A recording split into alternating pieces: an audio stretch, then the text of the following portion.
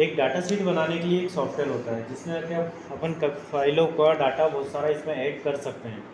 अब सबसे पहले हमें एक्सेल के बारे में समझना है कि इसमें रो क्या होती है, कॉलम क्या होते हैं, सेल क्या होती है और कितने इसमें सेल होते हैं, कितने कॉलम होते हैं, कितनी रो होती है। ठीक है, एक्सेल जो है इसमें अपन सारे के सारे फार्मूला का यूज़ करते हैं। फार्मूला से क्या है, आपने अगर बैलेंस शीट में या डाटा शीट में अगर अपने फार्मूले लगा के रखे हैं तो उसमें आपको कभी भी वैल्यू चेंज करोगे तो पूरा रिजल्ट चेंज हो जाएगा उसका। ठीक है, जैसे आपने यहाँ पर अगर मान लीजिए दो संख्या लिख के रखी, जैसे आपने 5 और 10 किया है। अब यहाँ पर आपने इक्वल लगा के फार्मूला कर दिया सम का या मल्टीप्लाई का या जो भी फार्मूला अगर आपने लगा दी, जैसे ये सम फार्मूला लगा दिया। ठीक है, तो ये सम का फार्मूला है, दोनों वैल्यू के बीच में इसने जोड़ने का काम किया है। अब ये रिजल्ट हो गया अपने पास ये वाला। अब यहाँ पर अगर मैं इसे 50 कर देता हूँ तो वो ऑटोमेटिकली रिजल्ट को चेंज कर दे रहा है ना। तो इसे फार्मूले से काम होता है। अब इसके किस भाग को क्या कहा जाता है अपन उसके बारे में समझ लेते हैं। देखो आपको यहाँ पर ये दिख रहा है, ये ए बी सी डी ये लिखे हुए, इनको क्या कहते हैं अपन, कॉलम। क्या कहते हैं, जो खड़े डंडे टाइप के होते हैं इन्हें अपन कॉलम कहते हैं। A column, B column, C column, D column, इस टाइप से, है ना। और जो नंबर होते हैं इसको क्या कहते हैं अपन, रो। क्या कहते हैं, 1 नंबर रो, 2 नंबर रो, 3 नंबर, 4 नंबर, इस टाइप से ये रो में चलते रहते हैं। और ये जो एक एक चेक्स दिख रहा है आपको, एक एक डब्बा दिख रहा है इसका, ये कहलाता है सेल। क्या कहलाता है, और इसमें जो सीट होती है 3 सीट इसमें डिफ़ॉल्ट में दी जाती है, seat first, seat second, seat 3। ऐसे इंसर्ट करना है तो अपन यहाँ से कर सकते हैं। इसकी शॉर्टकट की भी बताई गई है, शिफ्ट के साथ F11 लिखा दिख रहा है, तो F11 भी अगर अपन दबा देंगे शिफ्ट के साथ तो ये सीट इंसर्ट हो जाएगी। आ रही है सीट, ठीक है। तो हमें काम करना है सीट फर्स्ट पे, ठीक है। जो सीट अपने पास पहली हो पहले वहीं से शुरुआत करते हैं। तो ये रहता है सेल एड्रेस। क्या कहते हैं इसे, मतलब आप जिस सेल पे क्लिक करोगे उसका नाम आपको यहाँ पर बता देगा ये। और आपको यहाँ पर संख्या पे काम नहीं करना। जैसे आपने 1000 लिखा तो आप 1000 पे काम नहीं करोगे, आप किस पे काम करोगे, इसकी एड्रेस पे, E5 पे। फार्मूला जब भी लगाओगे तो आप उसकी वैल्यू प्रेजेंट करोगे, ना कि उसका नंबर जो भी वैल्यू बता रहा है। ठीक है, जैसे E5 में है तो अपन वहाँ पर जब भी फार्मूला लगाएंगे तो क्या यूज़ करेंगे, E5। ठीक है, अब पहले अपन समझते हैं कि आखिर कॉलम कितने होते हैं इसमें। अब जैसे यहाँ से हम काउंटिंग अगर शुरू करते जाते हैं तो ABCD से गिनते जाएंगे तो लास्ट में आएगा XFD। क्या आएगा, जैसे जाओगे आखिरी में तो वो चले जाएगा ऐसे, है ना। तो वो लास्ट में आता है XFD। कंट्रोल के साथ आप राइट एरो दबाओगे तो कर्सर बिल्कुल लास्ट में पहुँच जाएगा। ये एक्सेल सीट में सबसे लास्ट वाला कॉलम है, उसका नाम क्या है, XFD। ठीक है, जिसकी वैल्यू होती है 16384। कितनी होती है, सर ने तो कुछ भी बोल दिया, उनके मन से इतना कहा, गिन के बताओ, है ना। तो अपन एक काम करते हैं, एक जगह अपन ने जैसे 1 लिखा और इसको कॉपी कर लिया, कंट्रोल C से कॉपी हो जाएगा। अब यहाँ पर क्लिक किया तो इसने शुरू से A1 से लेकर A2 से लेकर के XFD 2 तक पूरा सेलेक्ट कर लिया। कंट्रोल V से पेस्ट कर दिया, सभी दूर कितना आ गया, 1-1 लिखा आ गया। अब हमने ये 1-1 के रूप में सबको बांट दिए थे, एक घर में दे दिए। अब इनको जोड़ना है तो मैं लास्ट वाले को खाली कर दूं, खाली कर दें, 1 कर रहा हूँ, 1 हटा रहा हूँ, इसको बाद में जोड़ लेना आप, है ना। 1 हटा रहा है, यहाँ पर अपन ने कौन सा फार्मूला लगाया, ये सम करने का। तो हम ऑटो सम पे यहाँ पर क्लिक करते हैं, इसको डिलीट करते हैं पहले। यहाँ पर ऑटो सम पे क्लिक करते हैं तो ये पूरी वैल्यू कहाँ से ले रहा है, A2 से लेके XFC2 तक, है ना। क्योंकि C तक लिखा है, D में तो अपन रिजल्ट निकाल रहे हैं।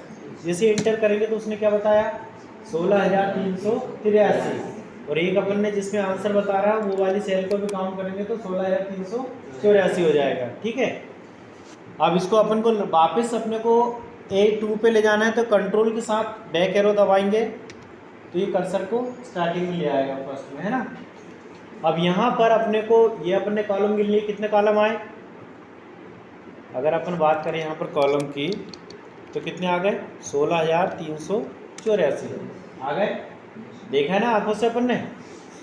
अब ऐसे ही अपने को गिनना है कि 1 2 3 ऐसी ये लाइन कहाँ तक दी है, रो कितनी आ रही है इसमें। तो उसके लिए अपन कंट्रोल बटन दबा के, डाउन एरो रहता है, कीबोर्ड में डाउन एरो बटन प्रेस करेंगे तो सबसे लास्ट में पहुंच जाएगा। तो ये कितना बताया? 10,48,576। कितना बताया? ठीक है, तो अपन यहाँ पर नंबर ऑफ रो भी बता देंगे। कितना है? 10,48,576। ठीक है, अब ये तो हो गया। अब सेल कितनी होती है? सेल कितनी होती है? 17 अरब 17 करोड़ 98,69,184। कितनी हुई? 17 अरब 17 करोड़ 98,69,184। ज़्यादा हो गई? गलत हो गई? तो इनको अगर हमें चेक करना है तो हम इनके बीच में फार्मूला यूज़ करेंगे। फार्मूला यूज़ करने के लिए सबसे पहले आपको हमेशा ध्यान रखना कि इक्वल का साइन होना चाहिए। कोई भी फार्मूला आपने यूज़ करना है तो इक्वल साइन लगाने के बाद ही करना है। अब जैसे दो संख्याओं के बीच में हमें मल्टीप्लाई करना है तो एक संख्या ये हो गई, स्टार प्रेस किया, यहाँ पर स्टार इसमें मल्टीप्लाई करने के लिए यूज़ होता है ना, गुणा के लिए साइन होता है ना, वो स्टार से होता है इसमें। फिर ये 10,48,576 को सिलेक्ट किया और एंटर कर दिया। कितना आया? उतना ही आया जितना बोला था उतना ही, है ना। तो ये टोटल सेल हो गई। यहाँ पर आप जैसे ये दिया हुआ है ऐसा, अब जैसे इस समय विश्व की आबादी कितनी होगी? 800-900 करोड़, है ना। पूरे वर्ल्ड की पॉपुलेशन कितनी है? 800-900 करोड़ है। चलो ठीक है, नहीं होगी इतनी देर, 1000 करोड़ नहीं गई है अभी। तो अगर हम चाहें तो पूरी दुनिया के लोगों के नाम अपन 2 बार लिख सकते हैं एक सीट में। ठीक है, अब ये हो गई अपने पास रॉ, कॉलम और सेल। आगे इतना समझ में। अब ये होता है फार्मूला वार। इसको क्या कहते हैं? फार्मूला वार। आप जो भी काम करेंगे वो यहाँ पर आपको दिखेगा। जैसे इस पे आपने क्या किया है, इस पे जनरली आपने लिखा है तो वो बता रहा है। अगर इसमें फार्मूला लगाया, जैसे ये फार्मूला लगाया तो उसने बताया कि इसमें B3 और B4 का इंटू किया गया है। तो ये फार्मूला वार पर उसकी रियल वैल्यू आपको समझ में आती है। अब ये सीट दी हुई है। अगर हमें मान लीजिए एक पूरा बी कॉलम पूरा सेलेक्ट करना, कहाँ तक? 10,48,000 तक, तो अपन सीधे किस पे क्लिक करेंगे? बी पे। लेकिन अगर आपको 2-4 लाइनें सेलेक्ट करनी है तो आप इस टाइप से सेलेक्ट कर सकते हैं, लेफ्ट बटन दबा के जहाँ तक ले जाओगे लेफ्ट बटन को वहाँ तक ये सेलेक्ट कर लेगा। ऐसे अगर अपने को कॉलम सेलेक्ट करने हैं तो कॉलम को अपन डायरेक्टली बी पे क्लिक किया तो पूरा हो जाएगा। रॉ को सेलेक्ट करना है तो रॉ पे क्लिक किया तो पूरी लास्ट तक सेलेक्ट हो जाएगी। लेकिन अगर पूरी शीट को सेलेक्ट करना है कि ये पूरी 17 अरब सेल सेलेक्ट हो जाए एक ही बार में, तो उसके लिए ये सीट का मेन पॉइंटर रहता है। यहाँ पर इस पर क्लिक करोगे तो पूरी सीट सेलेक्ट हो गई आपकी। ठीक है, ये सब की सब क्या हो गया? सेलेक्ट हो गई। अब इनका साइज़ एडजस्ट करना है तो साइज़ के लिए आप इनके बीच में यहाँ पर लाइन को पकड़ के ऐसे जैसे छोटा बड़ा करोगे तो सबका साइज़ एक साथ एडजस्ट हो जाएगा। अगर आप डबल क्लिक कर देते हैं तो वो ऑटो एडजस्ट कर लेता है कि जिनमें खाली सेल है तो उसका जितना कम से कम स्पेस ले सकता है उतना स्पेस करेगा, और जो एक मैक्सिमम साइज़ की सेल है तो उसको उतने स्पेस में छोड़ देगा। जैसे ये संख्या इतने साइज़ में थी, अगर मान लीजिए हम यहाँ पर नाम लिख देते किसी का,